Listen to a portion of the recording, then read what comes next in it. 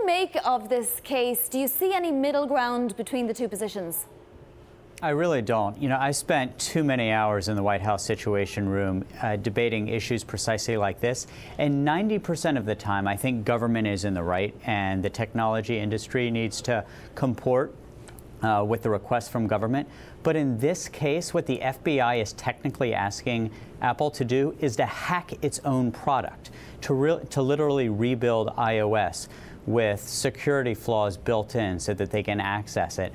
And I think that given the very reasonable goal of trying to get the communications of this terrorist, what they're doing is they are creating a series of secondary and tertiary effects that are really wrong-headed.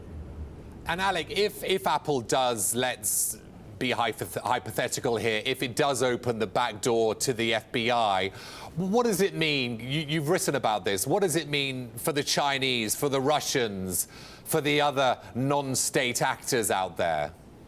That's exactly the right question to ask. I've got news for you. Within 3 days of Apple hacking its own product and building a backdoor for the FBI, you want to know who else is going to walk in?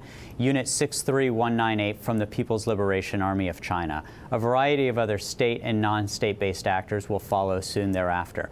We're moving from a world where today we have 16 billion internet-connected devices. In just 4 years, that number is going to be 40 billion. What we need as we move more of our lives to the cloud, things like electronic medical records, more of our financial life, we actually need stronger cryptography. And the idea that we would build backdoors in is really dangerous. As the joke goes, it's not a cloud, it's just somebody else's computer, right, Alec? So what do you think will happen? Will this come down to a Supreme Court decision? And what if we have a court that doesn't have a full bench of justices? Well, I think it looks like Apple is pretty dug in. I think that the FBI director, Comey, is pretty dug in as well.